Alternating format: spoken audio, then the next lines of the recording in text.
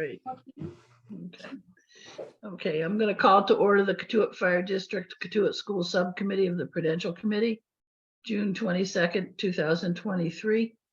I'm going to skip the roll call. I took attendance while we were signing in to the website. So I'm going to turn it over to Mark Lynch. Thanks, Fran. Just wanted to have a meeting to for a couple purposes. One is to bring this group up to speed. I think most of you are aware, but just in case, the current status is of the Cotuit school acquisition by the CFD is that the town of Barnstable has, as required, voted twice at 2 meetings to allow the transfer, subject to the conservation restrictions that the parties have worked out. And now by a 2/3 majority at our annual meeting, the district voted to authorize to complete the acceptance of the intergovernmental transfer. What we are waiting on right now before the actual transfer can occur is the town has agreed at their expense to remove the oil tank from the property. There actually was a meeting on Monday at the site with the contractor and the environmental consultant and representatives from the town.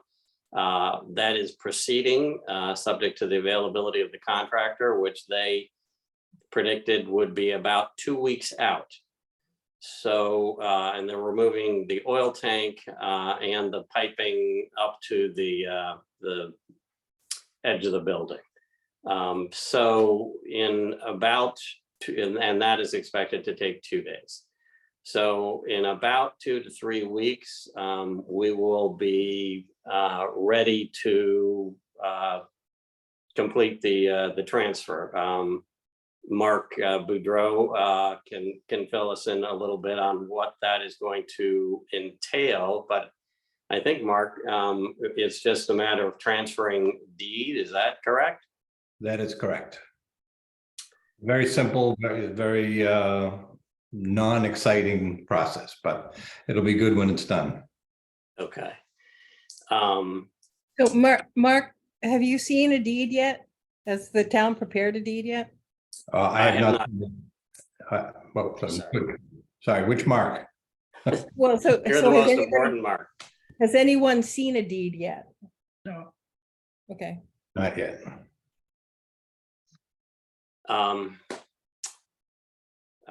The other thing, hold on before it goes out of my mind. The conservation restriction needs to be approved by the state. We understand that because of a absence from the person who does that, they're taking up to a year to approve it. But the parties have agreed to complete the transaction while that approval is pending, having a high degree of confidence that that will occur. Well, we're also actually going to sign the conservation restriction as it exists and record it as it exists. And if there's change that's subsequently required, we'll go back and make those changes, which are expected only to be ministerial. That is my understanding as well. Just wanted to make sure everyone is kind of on board on any possible issues. So the question then becomes, what do we do with the property? And now that we have it, we're like the dog that chased the car and got it. And what the process will look like for getting input from the village to do that. And that's one of the reasons why I wanted to get everyone together tonight. The impetus for this project was to protect our water sources, particularly the well. And I think that still is in my view, the main thrust of this whole project. There have been proposals for kind of multiple of different varieties of things that could be done with the school. A couple of them I just wanted to discuss briefly tonight. One was, should the fire department be in the way of trying to get a new fire building, that site could be a possibility. My understanding, and Adam, please jump in, is that currently at least the fire department's view is that it's more likely to be, if that were to come about, kind of on High Street.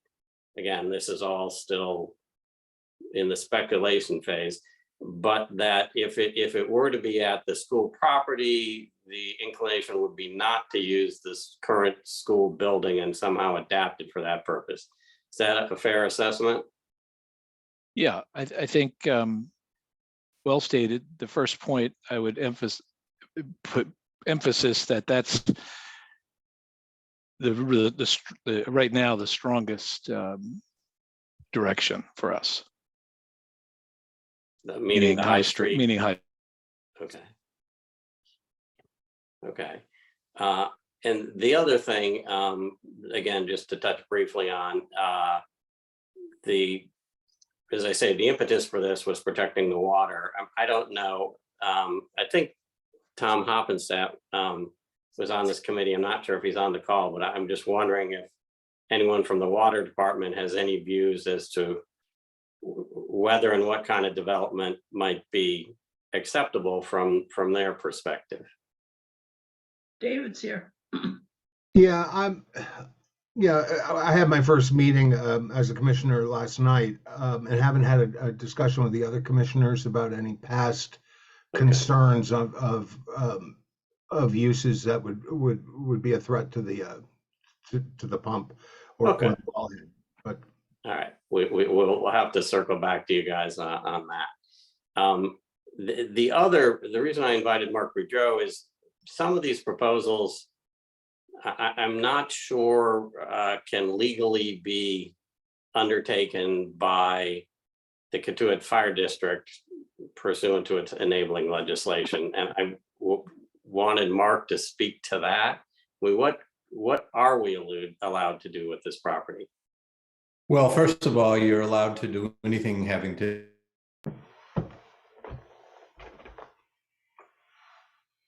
Oops, we lost you, Mark. Yeah, can you say that again, Mark?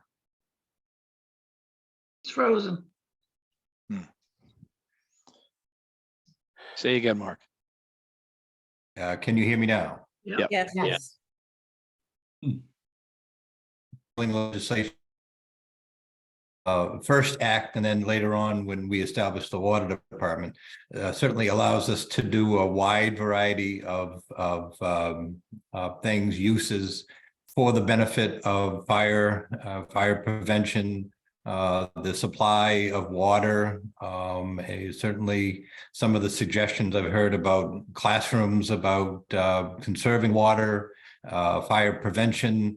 Our modern fire department has EMTs, and certainly the safety classes that can be allowed would fall under the allowed uses under our current enabling legislation. We also could use the buildings for storage and for meetings. We have for quite a number of years used Freedom Hall for meetings and have leased it out pursuant to the provisions of our bylaws. There is a chapter in the state legislature. It's chapter 48, section 77A. It's been narrowly interpreted so far, but it reads as follows. A fire district may hold real estate for public use of its inhabitants and may by its prudential committee let or lease for not more than 10 years on such terms as the committee may determine land, a public building, or a part thereof. So looking at some of the proposals, I think certainly a wide ranging recreational center, recreational facilities, indoor and out, is probably outside the scope of what we're allowed to do. But certainly a lot of the proposals having to do with meetings would be allowed in the building. And if you wanted to go over specific proposed uses, I'd be happy to do them as well. But there Can was, you reread that, Mark? I'm confused. You said the fire district can use it for, as I think I heard you say, for the benefit of the district citizens. it may hold real estate for the public use of its inhabitants. And So then why would a rec center fall outside of that? because generally it's been narrowly determined to mean that we are to conservatively take a look at the uses and how they apply to fire and water. A town does not have that. A municipality does not have that. More wide-ranging to do, a ton more. But I haven't seen in my limited research any sort of a wide-ranging recreational building that by a fire.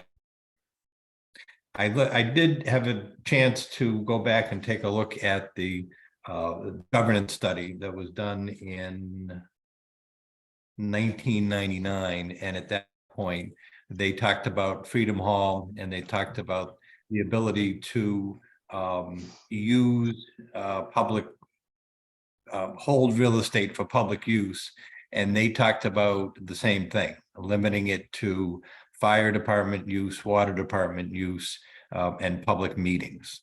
Well, there have been tango classes there. There's arts and crafts fest.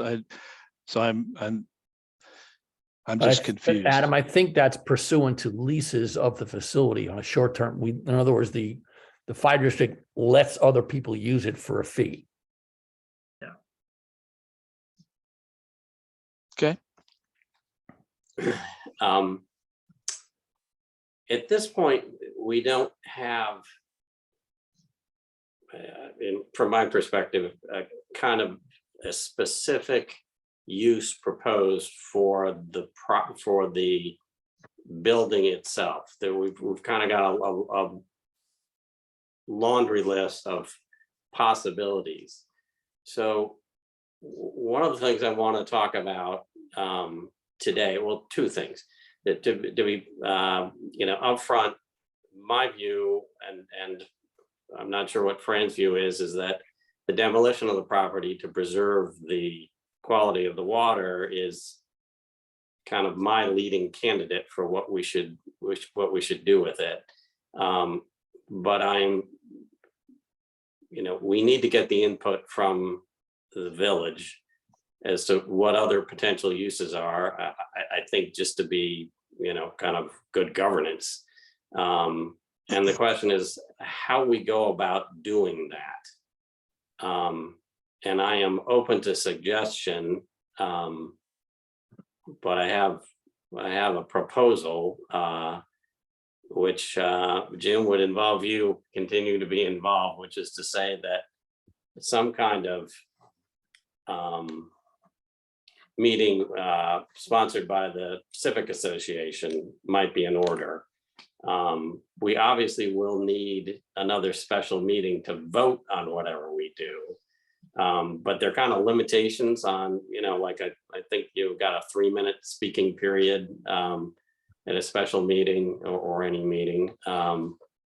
That might be, we might have a little more free-flowing discussion if it were a civic association presentation. And any thoughts or alternatives?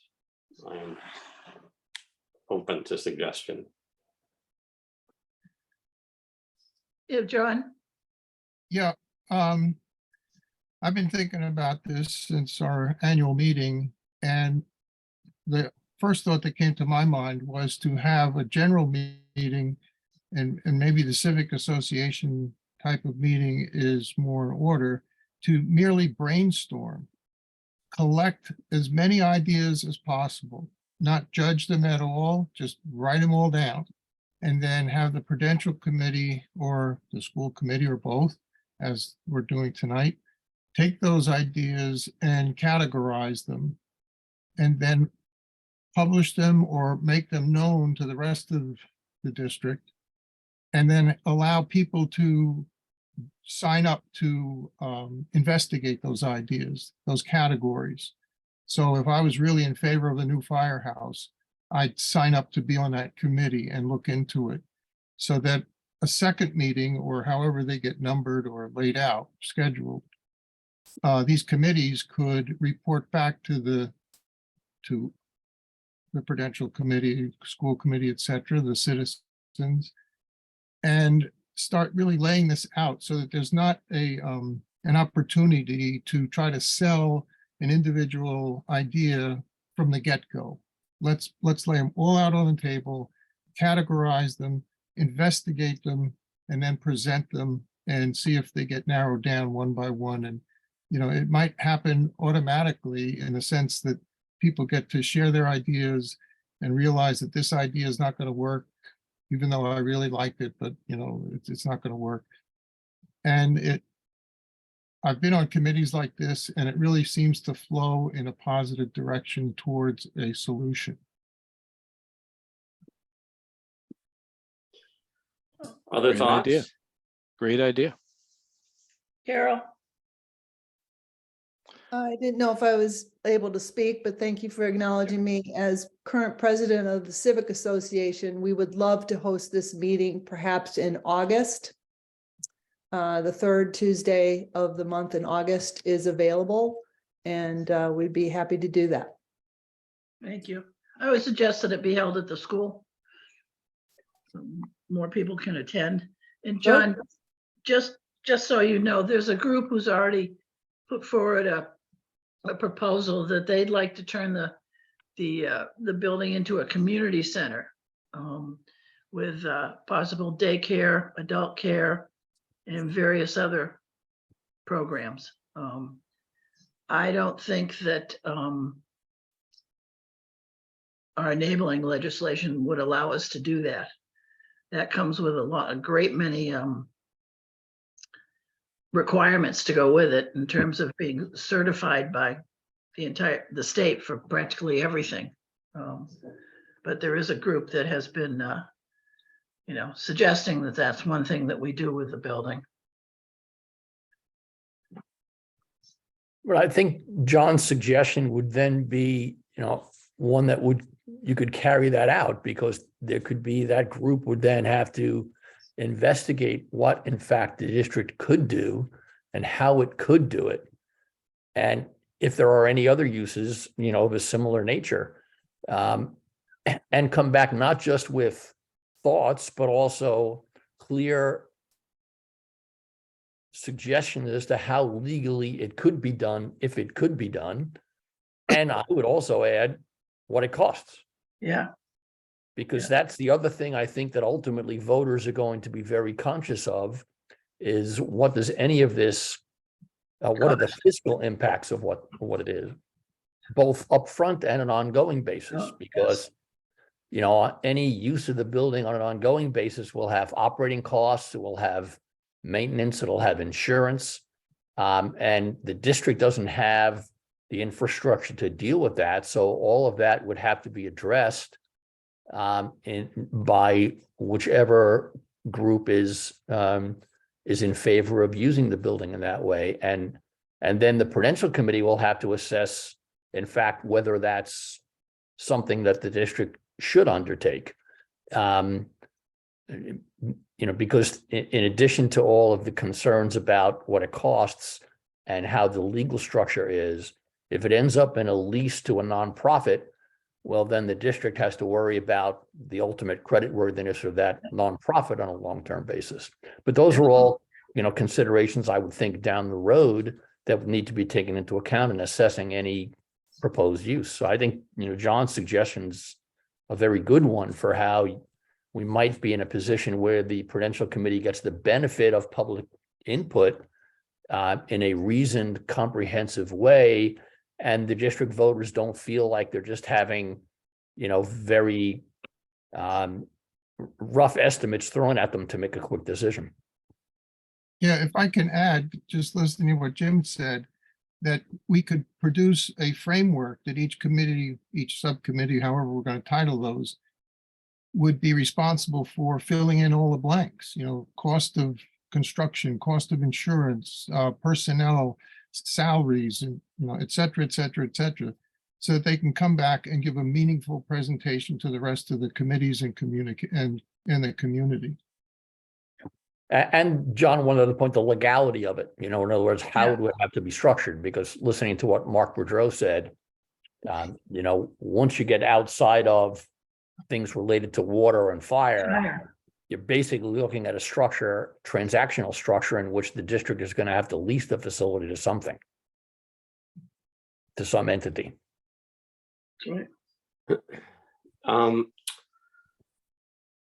What do we think about the timing on all this? I note, for example, that in about a month's time, possibly less, we will be expending funds to maintain the building, to insure the building. It is not currently heated, and as of a couple of weeks from now, it's not going to have a capacity to be heated. So my view is that if this were to be done quickly. What's realistic time frame if we have if the Civic Association hosts a meeting the third week of August? When would we expect to have responses to this? Well, when would we expect to have responses? What's a reasonable amount of time? And before we go any further, can I have Ray present his cost estimates for people? Mark? Sure. Yeah. Can you do that, Ray? Yes, and I can. If Lisa can put up, I looked at 3 scenarios, one of which is taken off the table, or maybe possibly 2 of them taken off the table by comments by Adam and Mark Boudreau. I don't know if Lisa can find that schedule, but the first one was a simple demolition of the building, converting it to greenfield. And what I found in going through the appropriations that had been made already, and the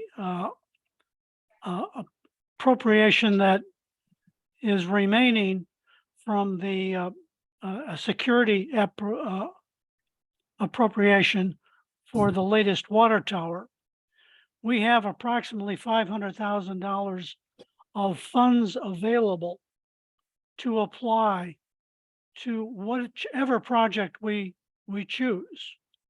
I used for the demolition the initial cost of $940,000, and deducted from that the funds that we have available. Now, they would have to be repurposed by district vote.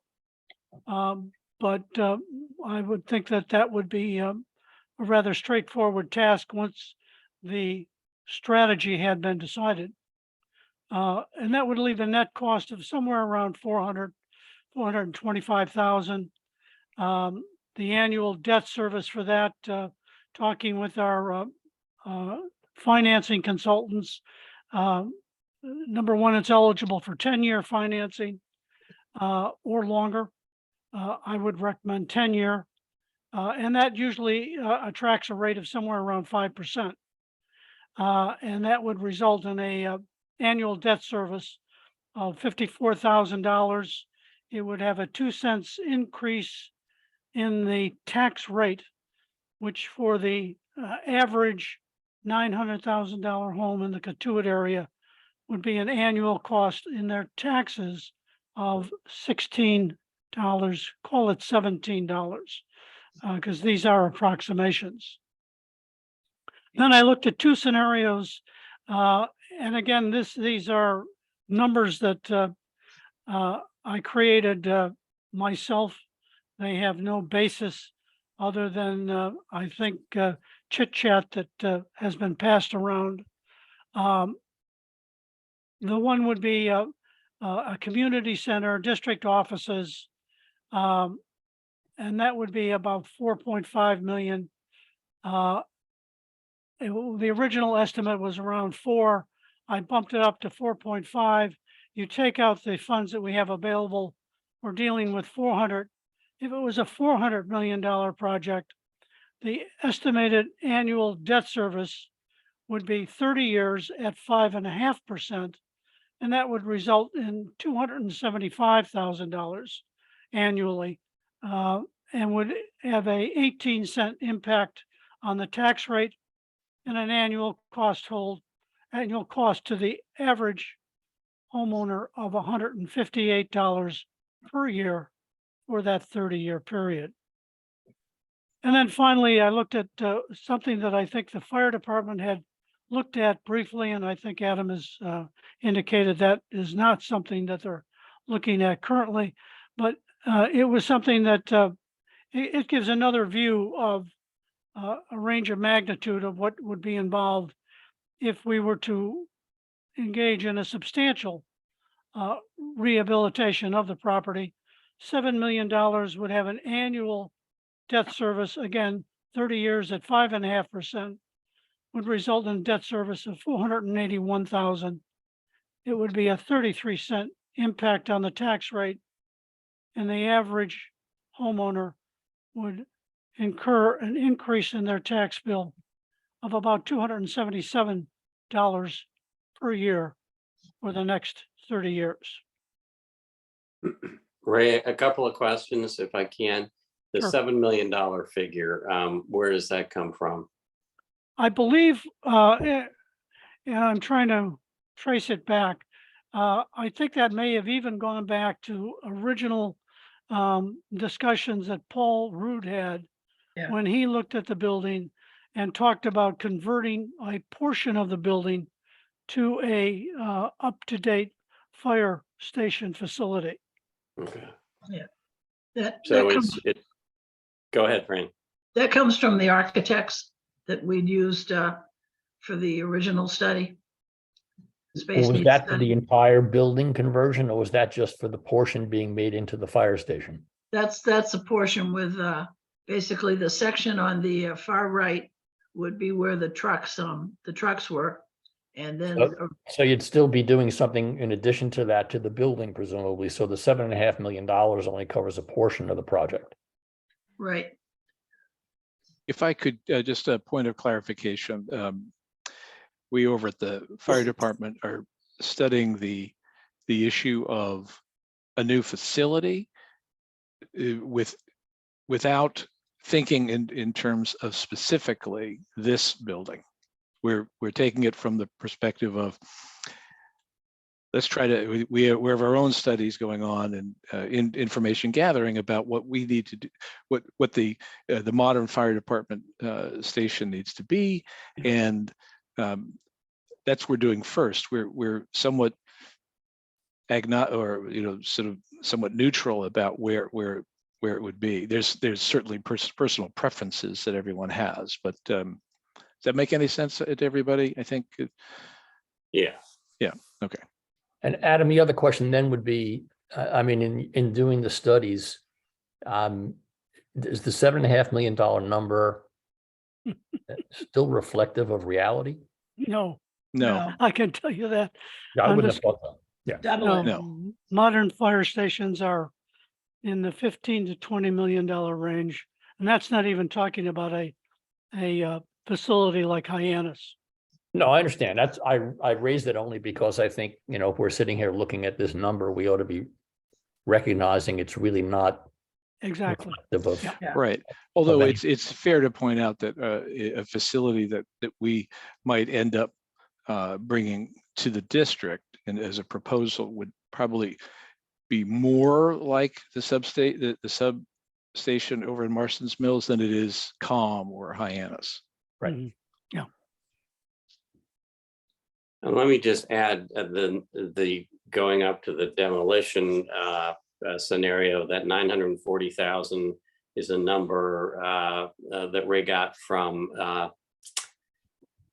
PowerPoint presentation that was made to the district about 2 years ago now.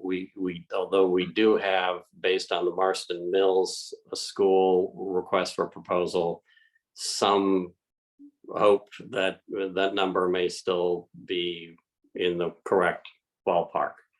Actually, Go sorry, ahead.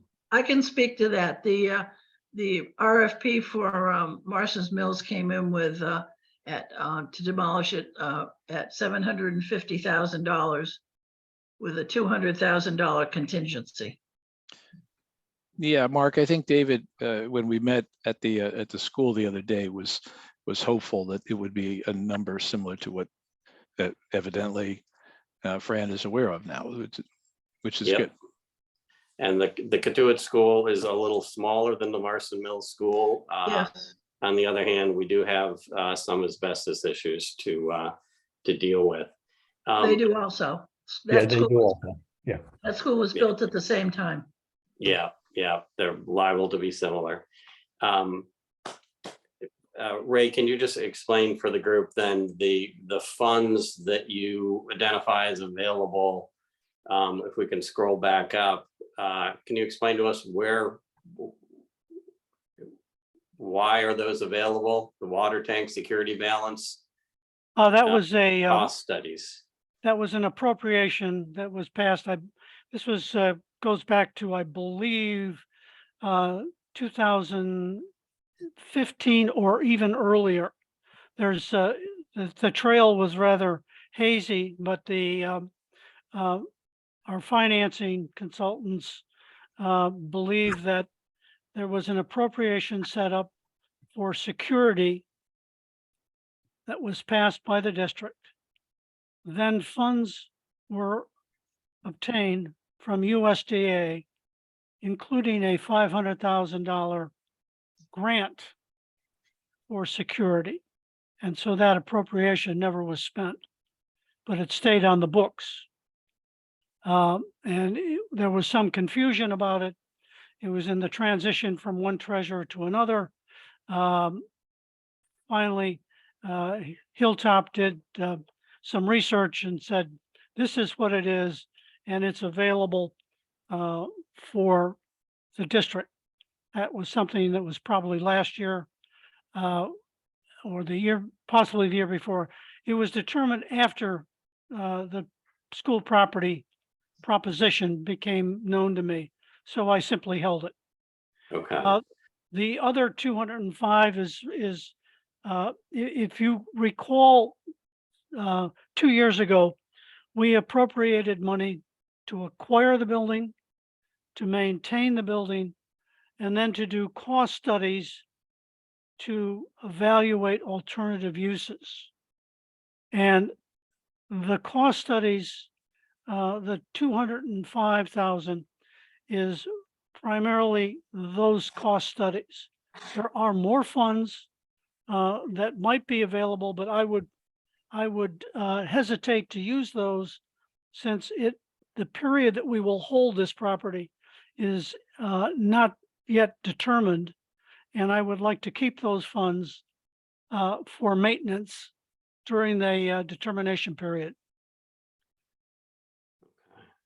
There's also a minor amount to fund district meeting, which I also included another one in the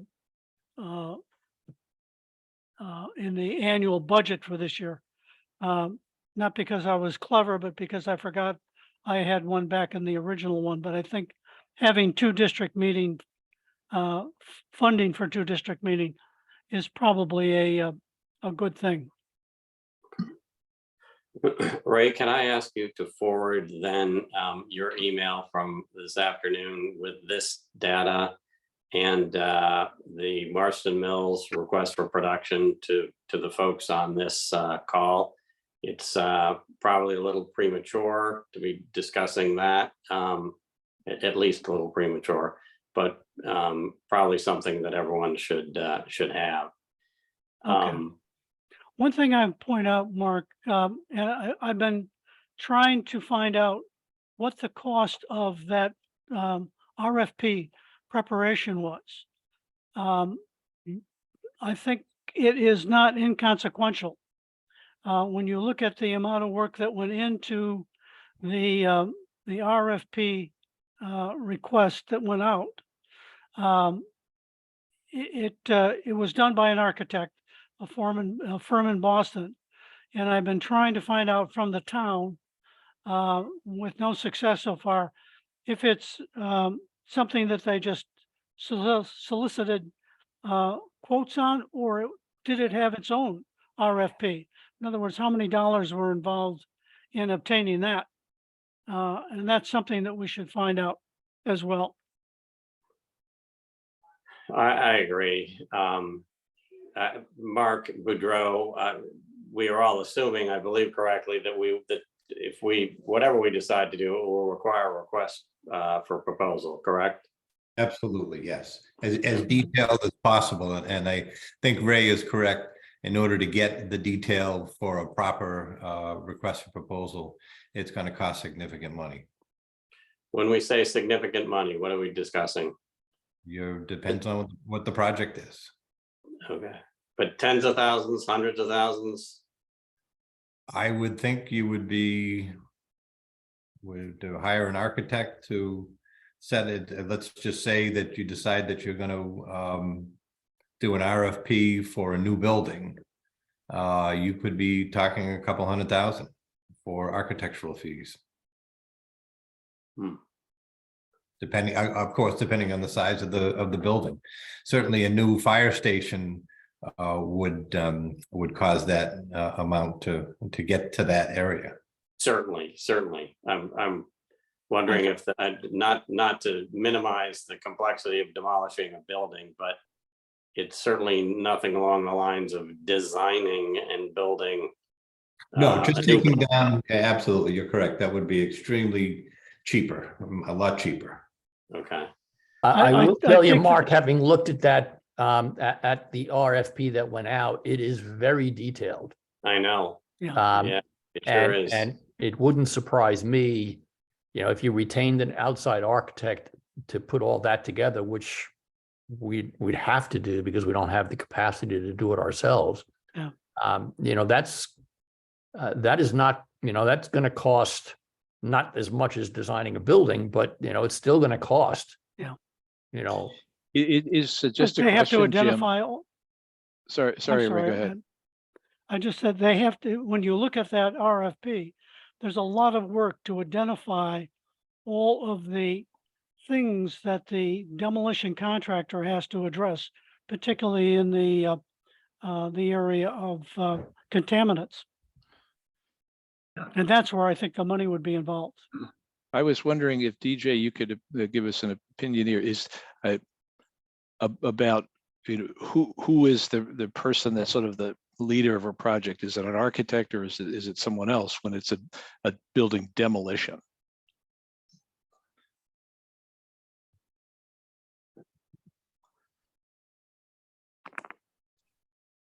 Okay, there we go. You may hear a little background noise with my granddaughter. Okay, that's nice. But well, first of all, couple of quick things. I know a lot of work has happened over the last 6 to 12 months. I just want to congratulate the people that have done that because I think they've done a great job getting this to the point that it's at.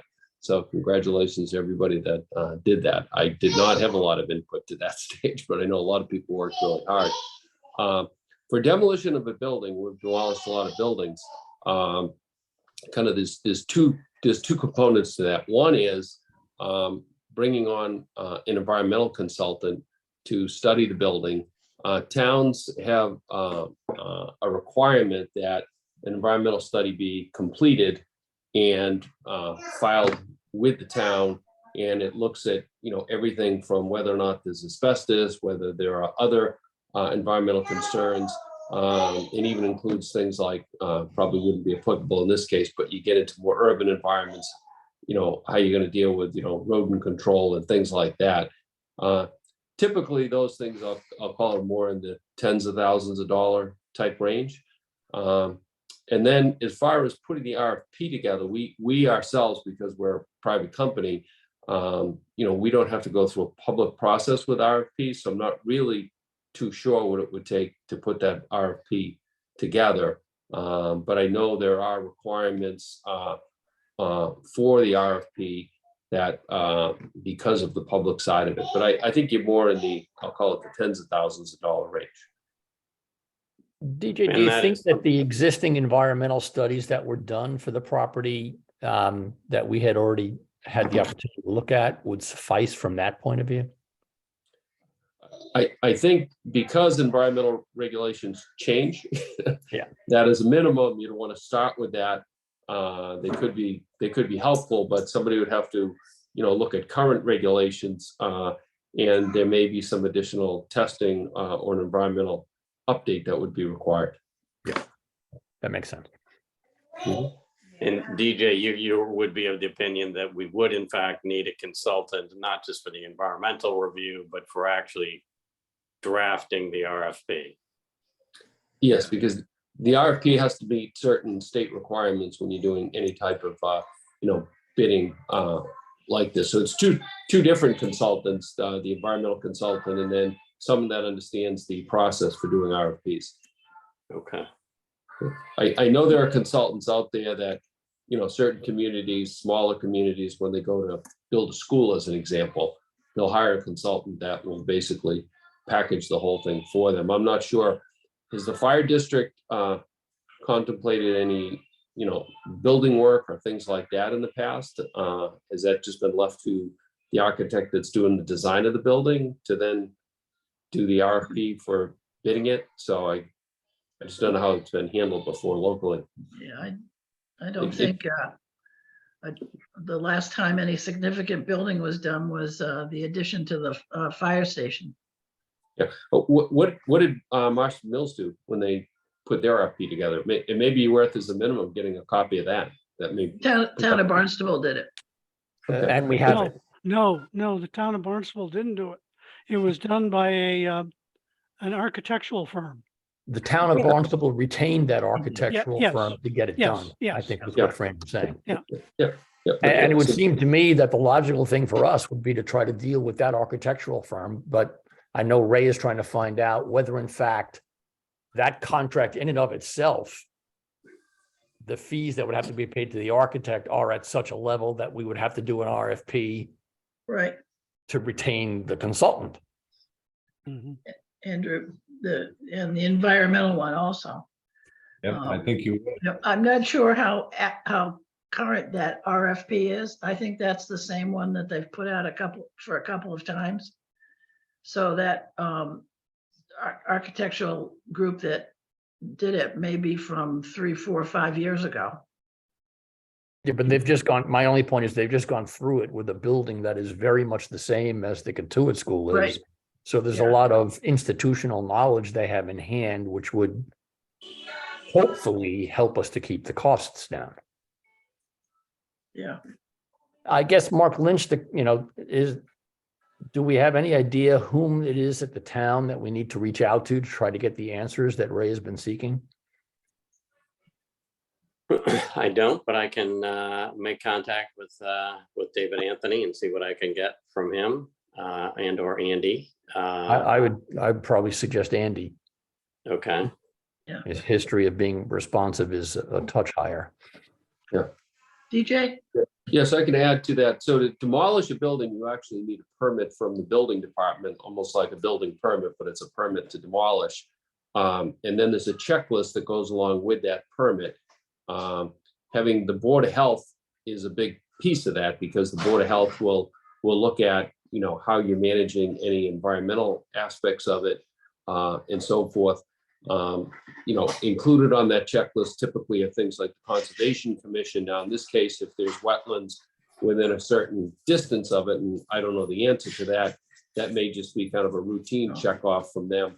But typically you need a building demolition permit, and then there's a checklist that goes along with that.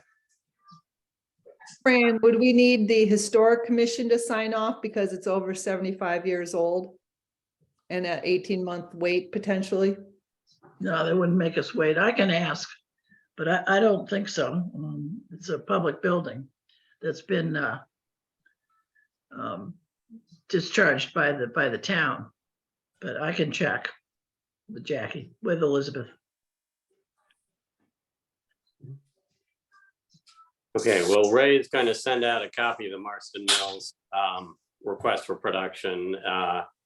As an aside, you may see fencing around that building now. There, as I understand it, they are currently removing the oil tank and expect the demolition to begin relatively soon. Although what relatively soon is, we're not sure. Yeah.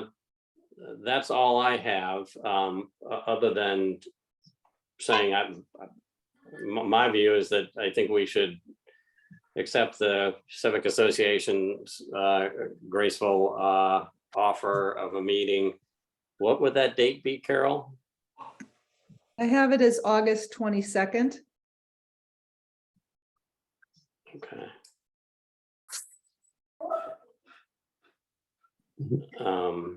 And then maybe we can. Do we have time to The other- set up how you want to do it with these breakout sessions and establish the particular frameworks that Jack was talking about? You know, I'm happy to work with whoever, or you guys can figure it out and just hand it to us, or you can run the meeting and we just introduce you. So sounds like you and I have some conversations to go, Mark. I think that's right. And the other thing that I'm quite concerned about is publicity for this. I do want to make sure that people know about it and they know what is going to happen at that meeting. We can Yeah. send postcards to all the residents of the village. If you can write something up for the August Cotuit Currents, we can do that. We can also send it out to our email list. We can put signs up. We have a bunch of sandwich boards. And if you guys want to do a postcard out of your budget, sure. Okay. Carol, on my calendar, the third Tuesday of August is the 15th. Did I count it wrong? Is it the third Tuesday or the third Thursday? The third Tuesday. Tuesday, you are right. It's the 22nd. I missed August 1st. You mean no, it's not the 22nd, it's the 15th. The 15th. It's Okay, a 5-week month. okay. Thank you for catching that, whoever spoke. Oh, Jack. Okay, we have a Prudential Committee meeting on Monday and we will discuss these kind of details. And then we will be in touch with you, Carol, and appreciate your assistance on this. Can I just type in? I'm sorry, but it looks like August 17th is the third Thursday of August. That was the No, third Tuesday. We did the Oh, it's- Tuesday. It's Tuesday, so the Tuesday. 15th. Yeah. That's Correct. what we- Okay, sorry. Tuesday, August 15th. At Okay, the school. Mark, before we Yes. close down, I just want some clarification from Mark Boudreau. Because I think that the people who are really interested in creating a community center need to know the feasibility of whether it can really happen. And Sure. part of what I heard from Mark was it may not be able to happen. And so, Mark, I'm going to ask you a couple questions. First, you said that we could lease it to a nonprofit. Is that accurate? You could, potentially, yes, you could. So could we lease it to a nonprofit that did absolutely anything? You know, are there, in your I mind? don't think so. Mark Lynch was nice enough to send me a copy of a very comprehensive letter from Adam Zace. And there are great ideas thinking out of the box of what to do. And I've highlighted quite a number of them that I think can be done. But the list goes on and on and on. And I think you are a fire district that has a water department. And you run the risk as you go further and further away from fire and water. Yeah. You can get creative, certainly, and see what you can do. But I think when you're talking about outside gardens and a regular yoga center and indoor track or athletic field, you're getting away from your enabling legislation, despite the, the literal language of chapter 4877A. Yeah. About public use. Mark, to clarify, I was passing along that on behalf of some folks who have spent a lot more time thinking about that, coming up with that than I. They did a great job. I mean, Yeah. it really is thinking outside the box about how it could be used. I just don't want, I mean, at any time you add one of these uses, you have insurance issues. Jim brought up. Liability. If you have a nonprofit, most nonprofits are not flush with cash and work hard to maintain their annual budget every single year. And having been involved with a few, it seems like that's getting only more difficult to do. Mark, is there anything in the legislation or law in general that would determine whether or not we had to charge a market rate to that nonprofit? If you are leasing district land, you would have to put it out for an RFP. Which would determine the market. Which would probably determine the market. market. But if you were tailoring it, let's say, so that it would be, at a reduced rate, I don't know off the top of my head the answer to that. Yeah. Also, a lot of work would need to be done on that building before anybody could go in there and, does the district want to be responsible for, upgrading the heating system? And, getting rid of all of the asbestos and putting in handicap bathrooms? Because that's what would be required, I believe, for it to be. Well, I think that's part of the mission of defining what the overall costs of doing something would be. Yeah.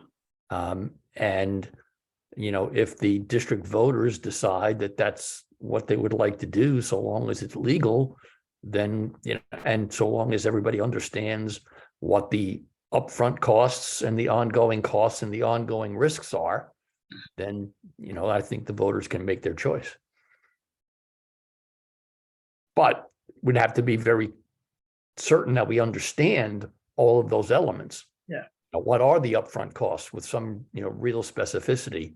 And we'd need to make sure that in presenting something for a vote that, there's been real work done behind those numbers to make sure that they reflect reality. Yeah. And then we'd have to be, the Prudential Committee presumably would have to be sure that whatever the entity is that ends up entering into that transaction is sufficiently funded to meet its obligations. Yeah. And, so that's a lot of work that needs to be done. And that's why I'm hopeful that it can get done in the format that Jack suggested. But I do worry that if we don't have a clear framework for those meetings and discussions, that they will be very high level conceptual about, wishes and desires, and not end up with a lot of hard specificity on which sensible decisions can be made. But Jim, that's I up to absolutely everybody to agree. manage. I mean, I like the idea of having a facilitator to have the community, speak about what their interests are, but they actually did that 3 years ago. And that's what started this whole process, really, with the town looking at how the building could be used. And here we are now, we're about to take control of it. And the three items that are on the table from my perspective are tearing it down, a fire station, or a community building. Adam took the fire station off the list. And so the debate, as far as I'm concerned right now, and in terms of energy within the community for making something happen, is community building. And so the question that I really have is, what would it take to create a community building? And basically what you're saying is that the group of people, not you, Jim, but that there would be a group of people who would come up with all the answers, and they're going to need advice and guidance from Mark Boudreau. You know, we may need to do things like change the enabling legislation.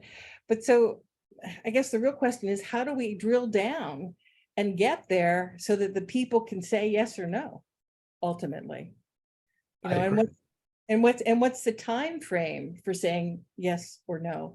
Because what I've also heard is that we're going to start incurring costs pretty soon. Yep. And those costs could all be for naught if there isn't, you know, a game plan kind of in place. And let me just say one more thing, and that is that, you know, in the beginning, I was really looking at the issue of demo as being the smartest thing to do. But more recently, I've been convinced, because I'm seeing younger people move into the community, and that's exciting to me. And I feel like that the idea of a community center is something that the younger generation, you know, may need. The kids that have recently moved in, so to speak.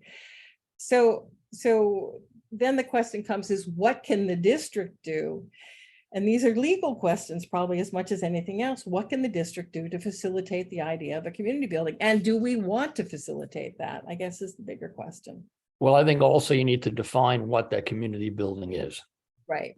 And what its uses are. And that's really where I think Jack was going, not necessarily trying to go back to the grand, 50-person points of view about what might be nice to have there. But, you know, if it's to be a community center, what are the elements that it's going to include? Because I've heard, lots of different ideas about what a community center is and isn't. And I think there needs to be some definition given to it. And I recognize that the people, won't necessarily be in a position where they can get the answers, but somehow or other, we need to move to a place where we have them. Because otherwise you're just having, uninformed votes being taken on something that has real fiscal impact. Serious physical impact. Yeah, I just wanted to clarify, Jackie. I hope that about taking it off the table at the fire state. What we've decided, where we are now as a board at the Board of Fire Commissioners, is instead of saying we have a building, let's make it a station. We're saying, hey, we're starting from the other way around, which is, okay, we need a station. What building do we build? So it's what I think is off the table is there's and I hope there's consensus, but I'll just say it's my view at this stage, because we haven't spent as much time discussing this to come to a very, very clear consensus, like there's a proposal around the corner. But trying to retrofit a station into that building is probably not the right way. It's sort of the tail wagging the dog. So we're going back to the drawing board, if you will, to say, okay, what do we need? And then where should it be? I think also when this proposal is discussed, the possibility of building a new fire station and the costs linked with that needs to be discussed at the same time. So it's not only these costs that we're discussing, but a fire station. And right. So I think that's where we at the Board of Fire Commissioners have sort of gone back to the a point of origin and driving forward that way, rather than saying, oh, here's this gift of a building, let's try to shoehorn something into it. So I just want to go back to almost the very first words that Mark Lynch came out of Mark Lynch's mouth, and that is that we've been pursuing this for water protection. And in my view, and I've talked to several people who agree, the idea of building a fire station on top of our water supply does not make any sense. And so that's why I was kind of excited. Right. Anybody in risk management will tell you that first do no harm, and then don't do things that might cause harm that Right. you cannot control. So doing that, even though at this point, the oil tank presumably has not leaked, and it's et cetera, but doing things that could potentially cause great harm is not in sort of the best interest of anyone looking through the lens of risk mitigation and management. Right. Thank you.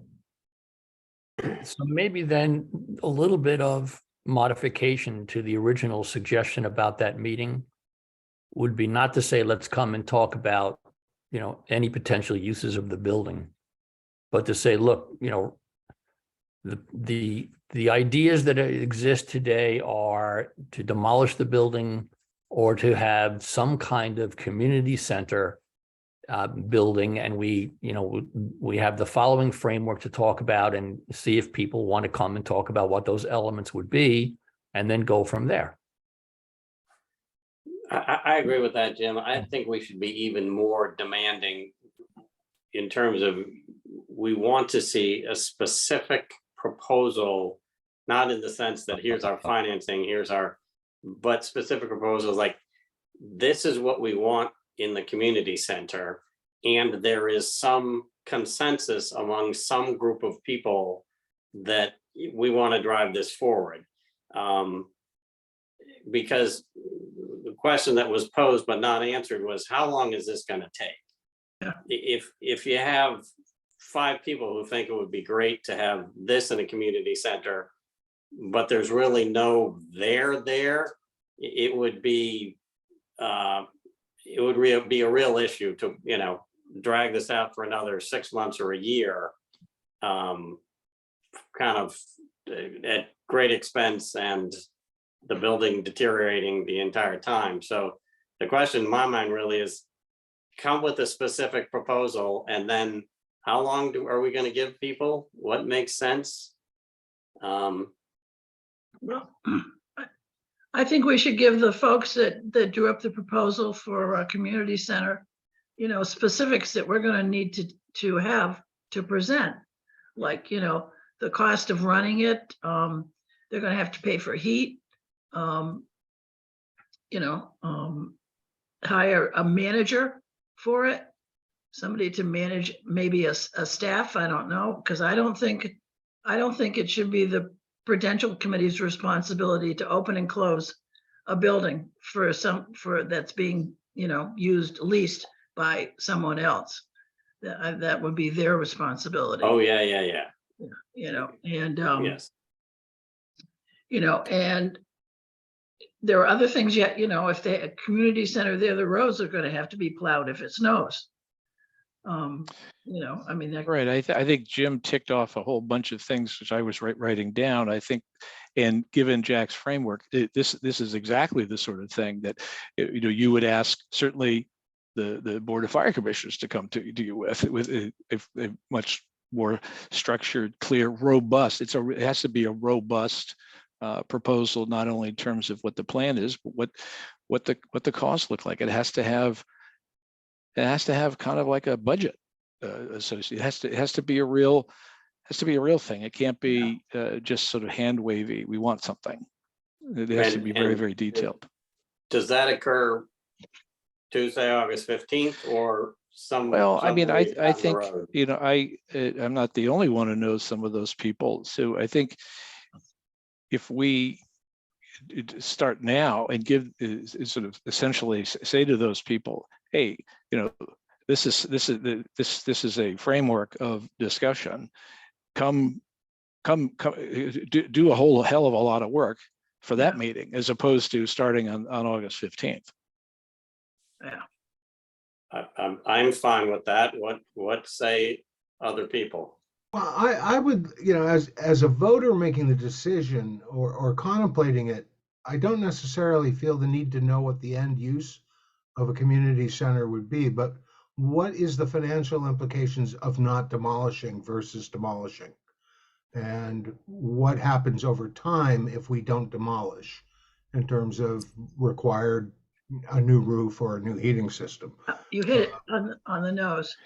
I Oh, did some Ray's research. presentation gave a bit of a picture of that, whether those Not really, numbers he are just real gave the or day not. one. No, he I understand, Gave but the day one costs. so there's going to be a number that has to be this group needs to come and say, this is what the investment needs to be.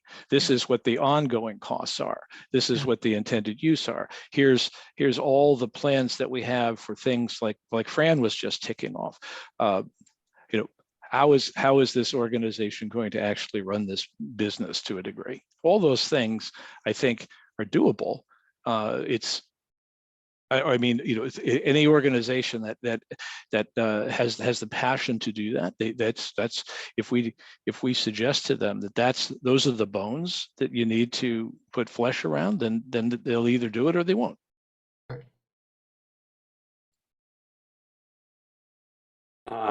Any other thoughts, comments, public comments before we end the meeting? The only comment that I would, oh, go ahead. I would just, Mark Boudreau has a lot of information that these villagers may not have access to. Will he be available for some guidance as to what can be done or cannot be done from that list that he mentioned he's already been reviewing? That might be a helpful spot for anybody who takes on the task of using the building beyond demolition. Well, we Mark, of course, gets paid, and the fire district is paying for it. I'm hoping that we can summarize this conceptually in our kind of publicity approach. The details, yeah. On the other hand, Mark, if Mark Boudreau has a sense now that certain of the items that were proposed in the list simply are too far afield from what the district could contemplate, then we could indicate that. Yes, that in our, come to the meeting Tuesday, August 15th, have specific proposals.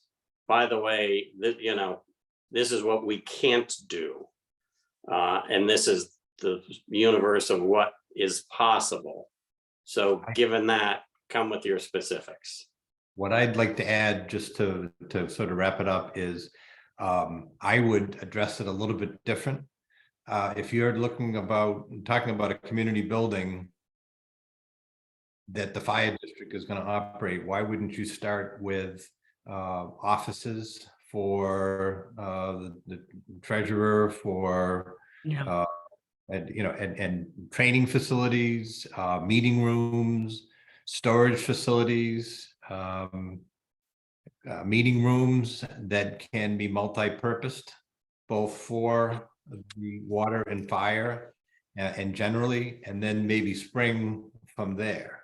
So you're starting off with a building that is going to be primarily built for the uses of fire and water, and then again, go from there. I think the answer to that, Mark, and I could be wrong, and people please jump in, but there is not enthusiasm for that or a perceived need for that, such that, wow, we got to use this building. You know, what a golden opportunity for offices. It's not like we are in desperate need of town offices. The water department is pretty clearly indicated that they're not interested, and I haven't heard from the fire department that they're interested. But I do take Mark's point that you could, if we as a district are contemplating figuring out how to sort of, if you will, comply with it, despite the fact that some of it is maybe up to interpretation, the enabling legislation as is written, if you at least start from that perspective, is that whether they use it or not, that it's available. I thought your points were well taken, Mark Boudreau. That's good guidance to give to anybody that might be contemplating trying to come to to the district with a proposal. I think anybody who comes with a proposal will need to come with the cost of getting the building ready to be inhabited. Yes. Well, that's what They I should meant not by that. That's assume- what I meant. What's the investment? Because it doesn't have a source of energy any longer. Yeah. It doesn't have a functioning heating system. It doesn't have a functioning cooling system. It doesn't have et cetera, et cetera. Yeah. There's a tremendous amount of investment that we would have to make, regardless of what the use was, whether it was going to be a fire station or whether it's going to be a community center or whether it's going to be offices or it's going to be a mixture of those things. Those are precisely the kind of things that I think Jack was envisioning when he was saying, hey, these committees better come, or if they're going to manifest themselves with purpose, that that's the purpose that they have to embrace in its entirety. And they should not assume that that building is going to be repaired and maintained by the fire district That's right. for No, absolutely. offices Right. or other Right. uses onto Right. which they can, Right. No, I wasn't suggesting, well, Okay. I certainly wasn't speaking for them.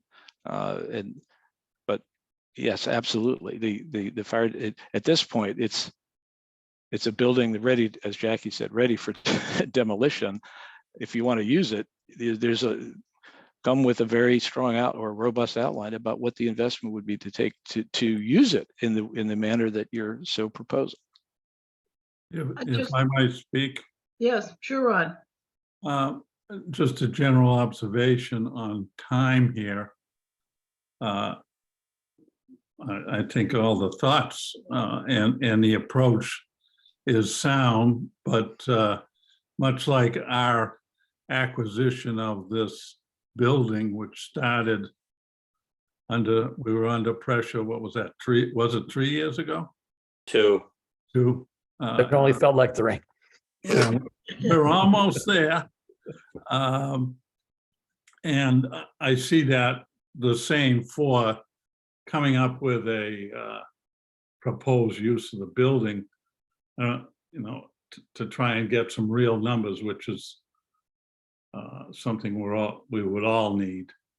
I just don't see how somebody gets it done quickly, August That's the problem. 15th is really impractical.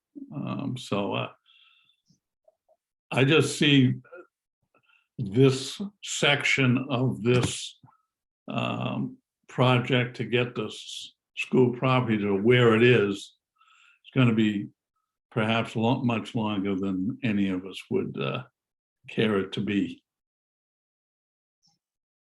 I think you're probably right. I'd like to make note, I looked at, in the assessor's office at the building permits that have been pulled for this building. And as far as I can tell from the assessor's office and the building permits that have been pulled, the only thing that's been done is the windows have been replaced. It appears that the roof is the original roof. So I have a technical question. If the district acquires the building, clearly they have to go through the public bidding process to get anything done. correct. Say the roof, they have to go through the public bidding process to get a new roof. If the district leases it to a nonprofit and the district has no, I'm going to say no, they're not going to have offices or anything there, and I put that in for a reason. Would the nonprofit also have to go through the public bidding process, or could they potentially, just, I'm going to say, get volunteers to do the work, but, or whatever it's going to cost, but do they have to go through the public bidding process is my question. DJ? Depends on their funding. Yeah. No, I think the answer is a little different than that because we do this pretty regularly. If we're working on any type of public property, even if we're expending our own funds, we have to go through there is a public bidding component to that. Give you a quick example. We just did a large residential development in North Quincy And as part of it, there was a parking garage component that was ultimately going to be owned by the MBTA. So even though we actually paid to build it, because it was on MBTA property, it actually had to go through public bidding process to be constructed. So we paid for it, but ultimately where it's public property, typically that means it has to go through public bidding process when work is Wow. executed on public property. Probably best to have a lawyer clarify that, but I know our experience has been, even though we're paying for it, we have to go through a public bidding process. Mark Boudreau, do you agree? I do, and the more I hear you talk, it seems like you want to construct a building that's got little or nothing to do with water and fire. And I don't know if that's the best, maybe dead in the water. Mark, did you say something about 10 years on a lease? Yes, you can, and I'll read it again. It's very, very short, the statute. A fire district may hold real estate for the public use of its inhabitants and may by its prudential committee let or lease for not more than 10 years on such terms as the committee may determine land, a public building, or a part thereof.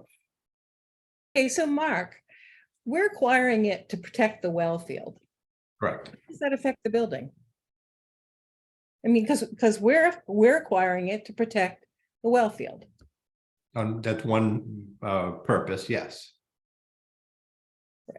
That's for Well, water. yeah, I think that dealing with dealing with the rules and regulations gets very frustrating, but it feels to me like if our intended purpose is to protect the well field, we're acquiring it in order to protect the well field, period. Then the next part of the question is, can you build the community center and lease it out to I'm going to say, and still protect the well field? I think the answer is yes. But I don't understand why you couldn't use it for other purposes if your intended purpose is to protect the well field. Because generally, your enabling legislation allows you to run a fire district and to provide protection and fire services, which now includes EMTs, ambulance, etc., and water. And I think you're really stretching the purpose by just saying, yeah, we're acquiring this piece and we're going to.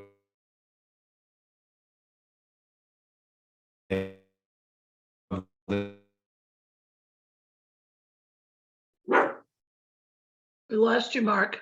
We lost you, Mark.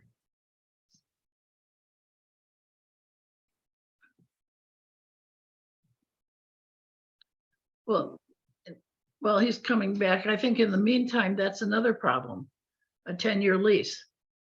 What if at the end of 10 years, the nonprofit people in the community and everybody finds the community center costs too much money, then the district is left with a building on its hands that we could have demolished much less expensively 10 years before. I didn't hear him say that it has to be a 10-year lease. I thought it was up to a 10-year Up lease. to, right. Yeah, but I think he meant it can't be longer. Right. So it doesn't make any difference, 2 years, 5 years, 6 years, But it can Well, only again, be I 10 think, years. if I go back to Jack's proposal, which is, I thought it was more about, yes, a process, but it was about community engagement. And I think we should embrace that concept.